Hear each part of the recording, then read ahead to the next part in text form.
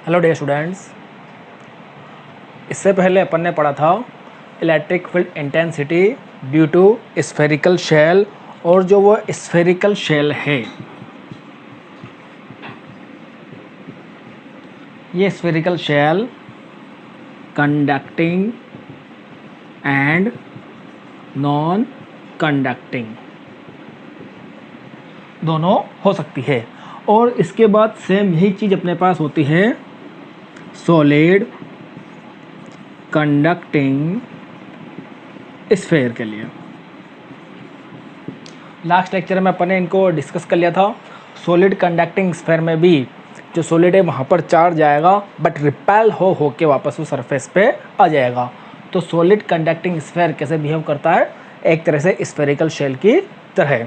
आज अपन बात करेंगे electric field intensity due to uniformly charge non conducting sphere.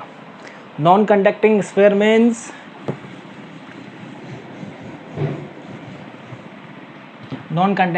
Means ये अपने पास एक स्फेयर है। इस स्फेयर को अपन चार्ज दे रहे हैं। सपोज करो इसको अपन ने ये पॉजिटिव चार्ज दे दिया। अब ये पॉजिटिव चार्ज, इसकी जो पूरी वॉल्यूम है, स्फेयर है पूरा, एक अपने पास एक स्फेयर गोला, इस स्फेयर में अपन ने पॉजिटिव चार्ज दिया, तो ये पॉजिटिव चार्ज इसकी पूरी वॉल्यूम में डिस्ट्रीब्यूट हो गया। और इस स्फेयर की रेडियस अपन कंसिडर कर लेंगे कैपिटल आर। ये कैपिटल आर इसकी रेडियस है। अब जो चार्ज है, ये चार्ज इसके पूरे वॉल्यूम में डिस्ट्रीब्यूट है, तो इसमें अपने पास क्या होगा, जो चार्ज डेंसिटी निकलेगी वो चार्ज डेंसिटी निकलेगी वॉल्यूम चार्ज डेंसिटी। और वॉल्यूम चार्ज डेंसिटी क्या होती है, देखो इसको अपन रो से डिनोट करते हैं, वो होती है अपने पास चार्ज पर यूनिट वॉल्यूम। ये अपन मान लेंगे जो अपन ने इसको टोटल चार्ज दिया वो टोटल चार्ज है कैपिटल क्यू। तो ये हो जाएगा चार्ज अपॉन वॉल्यूम। तो यहाँ से रो हो जाएगा क्यू अपॉन जो वॉल्यूम है, जो स्फेयर है, स्फेयर की वॉल्यूम क्या होती है 4/3 पाई आर क्यू। तो ये तो आ गया वॉल्यूम चार्ज डेंसिटी। अब ऐसे ही अपन जैसे अपन ने स्फेरिकल शेल के लिए इलेक्ट्रिक फील्ड इंटेंसिटी को कैलकुलेट किया था, वही अपन यहाँ पे नॉन कंडक्टिंग स्फेयर के लिए कैलकुलेट करेंगे। इलेक्ट्रिक फील्ड इंटेंसिटी अपन कैलकुलेट करेंगे firstly outside the sphere at any point, on the surface of sphere, inside the sphere and at the centre. बहुत इंपॉर्टेंट टॉपिक है ये।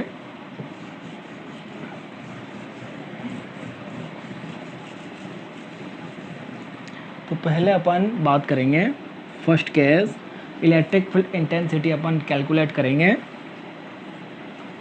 Outside the sphere.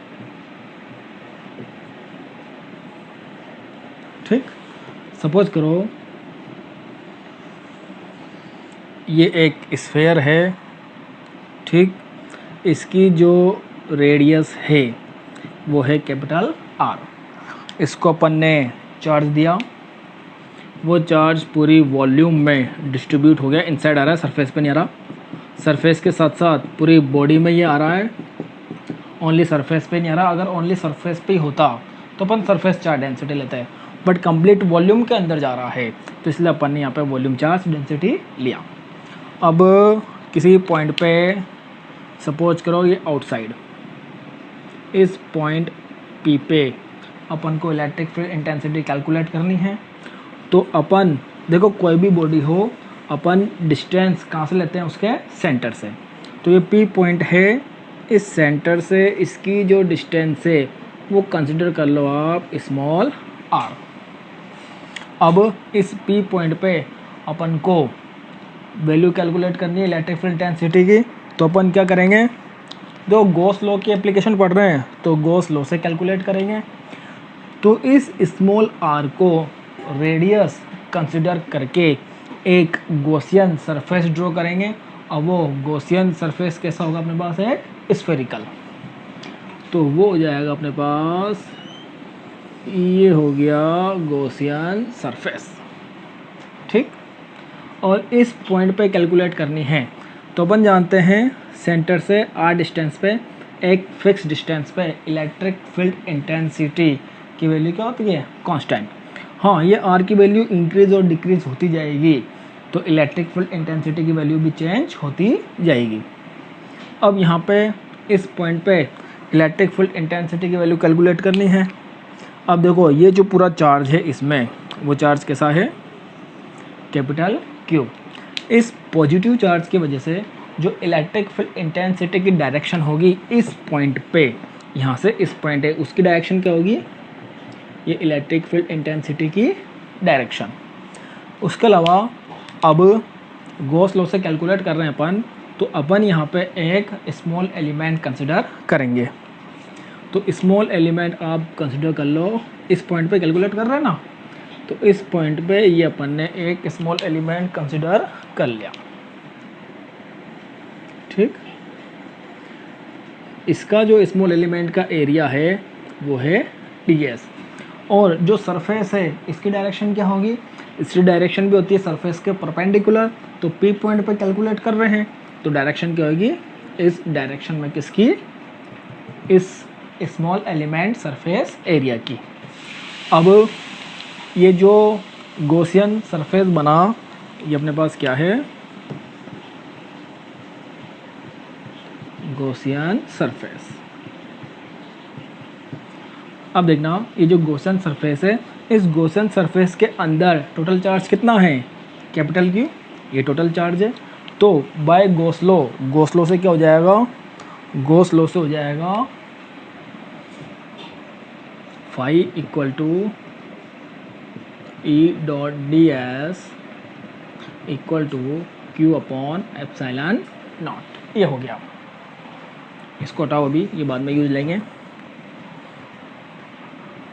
अब यहाँ पर देखो E डॉट ds, तो हो जाएगा E ds cos theta equal to Q upon epsilon naught. यहाँ पे थीटा 0 डिग्री है, तो आपको 0 कितना हो जाएगा? 1, क्योंकि यहाँ पर E की और एरिया की electric field intensity and area की डायरेक्शन क्या है? सेम है।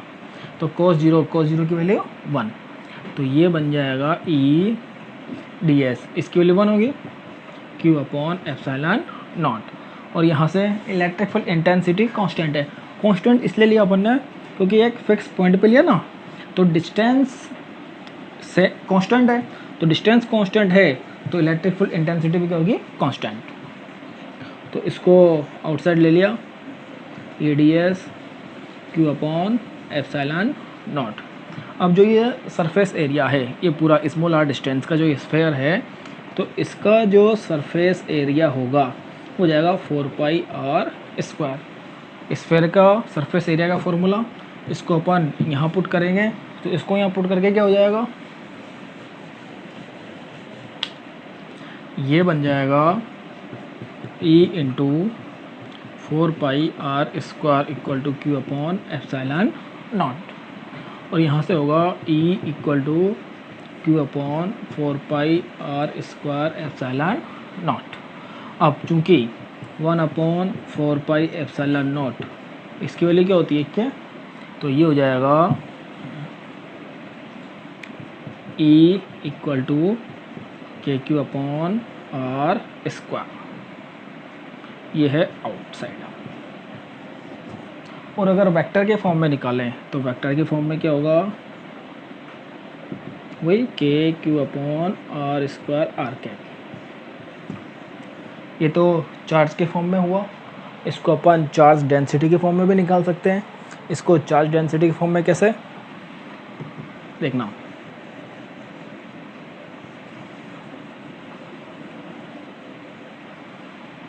देखो, चूँकि rho equal to Q upon 4 pi r square, तो यहाँ से Q क्या हो जाएगा? Rho into 4 pi, sorry, rho equal to Q upon 4 upon 3 pi r cube. तो rho equal to Q upon 4 upon 3 pi r cube, तो Q क्या हो जाएगा? Rho into 4 upon 3 pi r cube. अब इस Q की वैल्यू अपन यहाँ पे पुट कर देंगे, तो E आउट, इस Q की वैल्यू यहाँ पुट कर देंगे, क्या हो जाएगा? Rho into 4/3 pi R Q upon 4 pi R square epsilon naught. 4 pi से 4 पाई कैंसिल, तो ई आउट आ गया यहाँ पे अपने पास rho R cube upon 3 R square epsilon naught. ये आ गया अपने पास किसकी फॉर्म में, वॉल्यूम चार्ज डेंसिटी की फॉर्म में। तो जो ई आउट आया वो ई आउट क्या आया था, ये साइड में लिख लेते हैं अपन, के क्यू अपॉन आर स्क्वायर, और ये हो गया rho R Q upon 3 R square epsilon naught. तो ये दो बात हुई अपने पास आउटसाइड द स्फीयर। अब अगर इसको अपन सरफेस पे कैलकुलेट करें, ऑन द सरफेस,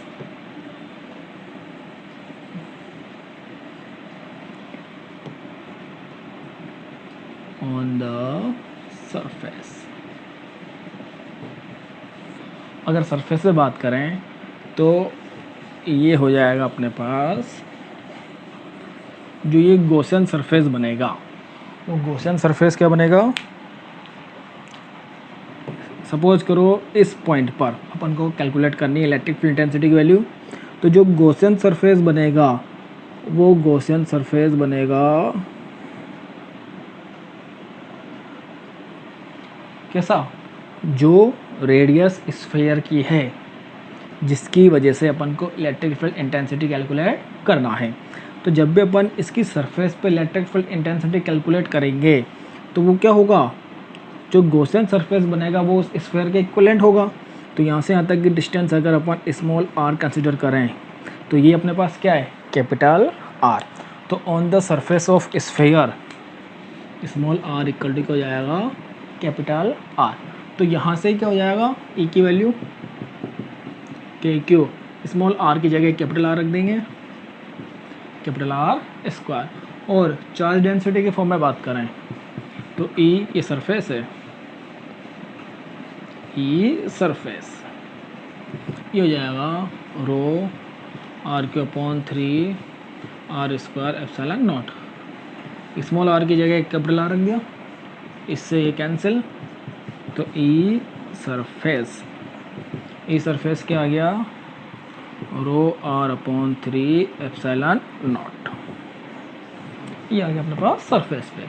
इसको भी साइड में लिख लेते हैं क्योंकि ये वैल्यूज बाद में ग्राफ ड्रॉ करने के काम आएगी, इसलिए अपन इसको साइड में लिख रहे हैं।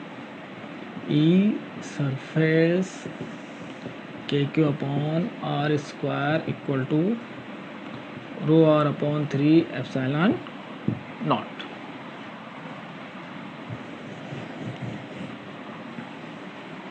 अब नेक्स्ट अपन कैलकुलेट करेंगे third, inside the sphere. Inside the sphere के लिए देखना, सपोज करो ये पूरा स्फीयर है, इस पूरे स्फीयर में जो चार्ज है पॉजिटिव चार्ज डिस्ट्रीब्यूट हो रहा है, और इस पे जो चार्ज है उसकी वैल्यू अपन ने कंसिडर करी कैपिटल क्यू। इसकी सेंटर से डिस्टेंस ये होगी अपने पास कैपिटल आर। अब इनसाइड द स्फीयर किसी पॉइंट पर अपन को कैलकुलेट करना है तो अपन कंसिडर करेंगे, सपोज करो ये है पॉइंट पी। इस पॉइंट पी पर अपन को इलेक्ट्रिक फील्ड इंटेंसिटी की वैल्यू कैलकुलेट करनी है। तो यहाँ से यहाँ तक की डिस्टेंस कंसिडर कर लो स्मॉल आर। अब इस स्मॉल आर डिस्टेंस को रेडियस कंसिडर करके एक गॉसियन सरफेस को ड्रॉ करेंगे। तो गॉसियन सरफेस क्या हो जाएगा, वो स्फीयर ही होगा, ये हो गया गॉसियन सरफेस। अब देखना ये जो गॉसियन सरफेस ड्रॉ हुआ, इस गॉसियन सरफेस के अंदर जो चार्ज की वैल्यू है वो क्या है, जो टोटल चार्ज है कि उससे कुछ कम है, उतनी तो होगी नहीं क्योंकि ये जो लार्ज स्फीयर है इसमें टोटल चार्ज क्यों, तो अपन इसी का अंदर एक गॉसियन सरफेस ड्रॉ किया, जो भी क्या एक स्फेयर है, तो इसमें जो चार्ज की वैल्यू होगी इससे कम होगी, वो अपन एज्यूम कर लेते हैं क्यू डैश। तो यहाँ से जब अपन गॉस लॉ अप्लाई करेंगे, पी पॉइंट पे इलेक्ट्रिक फील्ड इंटेंसिटी कैलकुलेट करनी है, तो पी पॉइंट पे इलेक्ट्रिक फील्ड इंटेंसिटी वो इस चार्ज के कारण भी वो तो अपने पास आउटसाइड ही होगी, और यहाँ पर अपन एक स्मॉल एलिमेंट कंसिडर करें, डी एस। तो एरिया की डायरेक्शन भी सरफेस के परपेंडिकुलर, वो भी अपने पास डी एस की डायरेक्शन इस डायरेक्शन में होगी, अभी भी सेम डायरेक्शन, बट चार्ज यहाँ पे क्या हो गया, लेस हो गया। तो गॉस लॉ से अपने पास क्या बनेगा, गॉस लॉ से वही ये आ जाएगा E dot D S equal to Q dash upon epsilon naught. अपना वर्क ये है अब यहाँ पे क्यू डैश की वैल्यू को कैलकुलेट करना।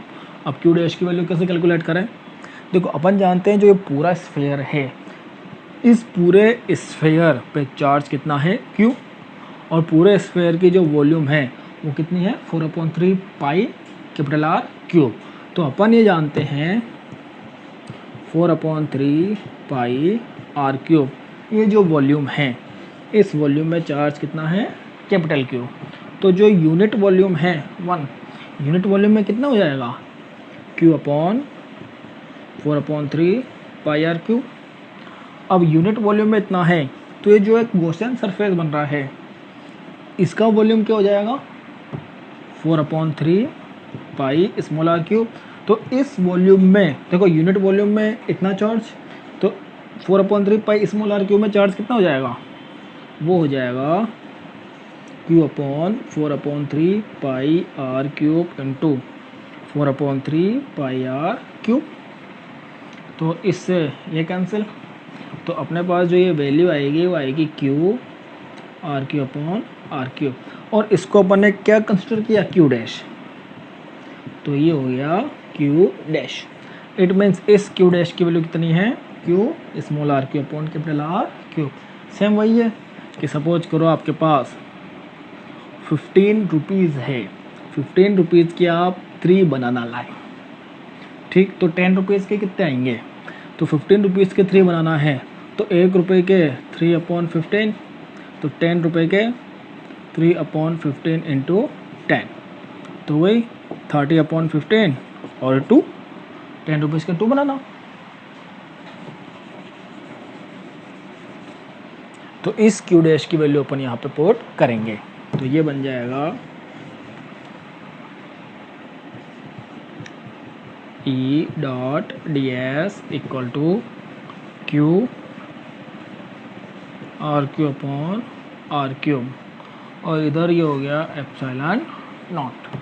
और यहाँ से जो कंसिडर करेंगे, देखो वही डॉट प्रोडक्ट सेम डायरेक्शन है, तो ये हो जाएगा E D S cos 0 Q R Q upon epsilon naught R cube.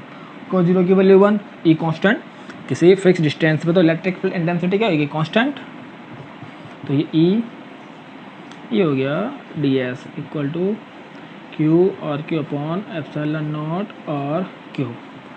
D S की वैल्यू जो सरफेस एरिया है वो क्या हो जाएगा 4 पाई आर स्क्वायर, तो 4 पाई आर स्क्वायर ये हो गया Q R Q upon epsilon naught R cube.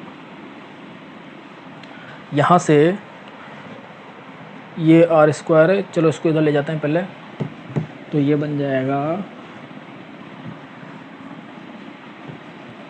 E equal to Q R Q upon epsilon naught R cube, इधर आएगा 4 पाई आर स्क्वायर, तो इस आर स्क्वायर से ये क्यूब कैंसिल, तो ई ये इनसाइड है, ये हो गया Q R upon 4 pi epsilon naught R cube.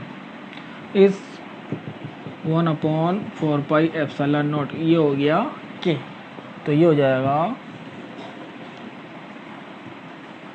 ई inside K Q R upon R cube.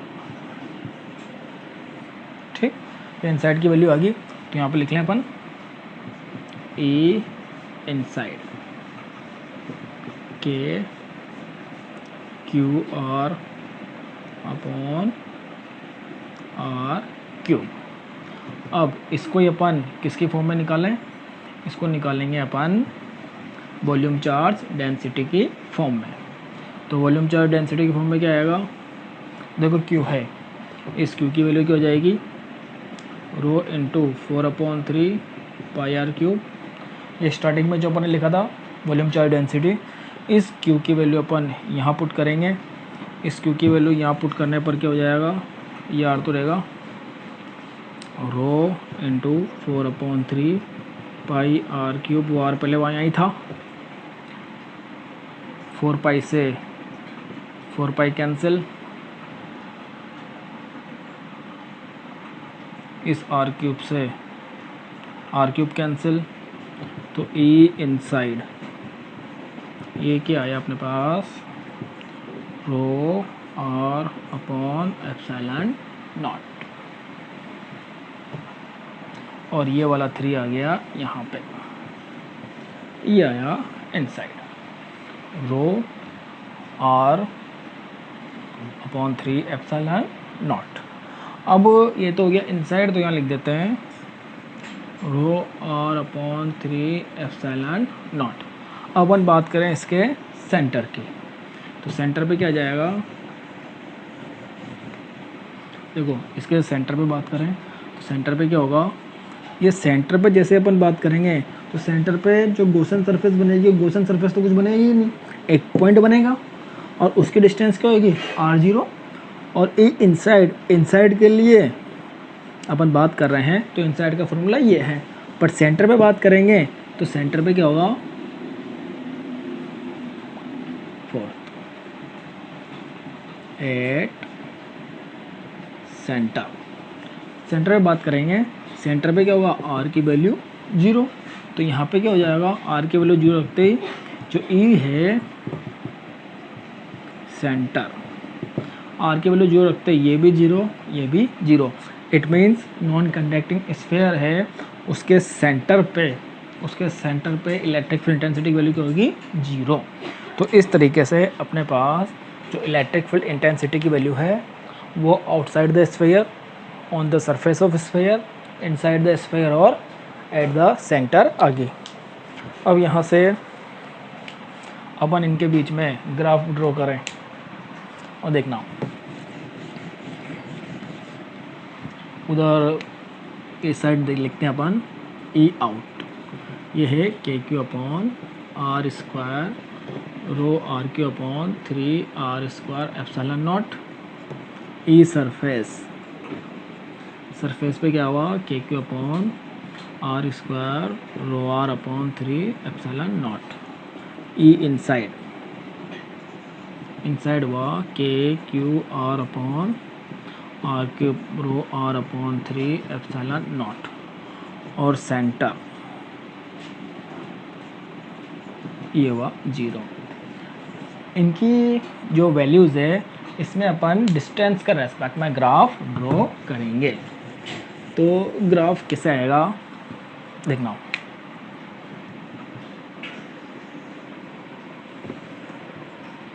ये है R, ये है E, ये है 0, ये तो अपने पास एक सेंटर है, इसको सेंटर मान लो, R की वैल्यू 0 है, मतलब वो क्या, स्फीयर का सेंटर।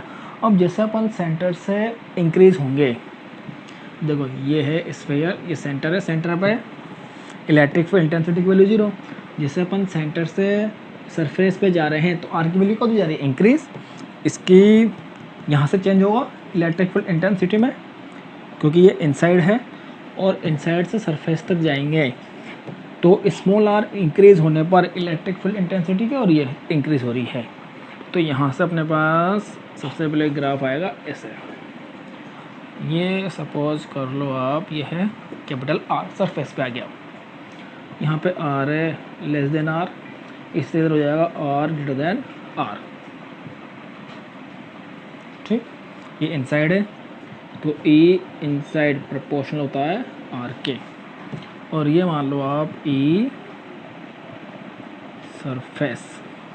ठीक, अब सरफेस पे वैल्यू क्या है, मैक्सिमम है और कांस्टेंट है, तो यहाँ पर आ गया ई सरफेस,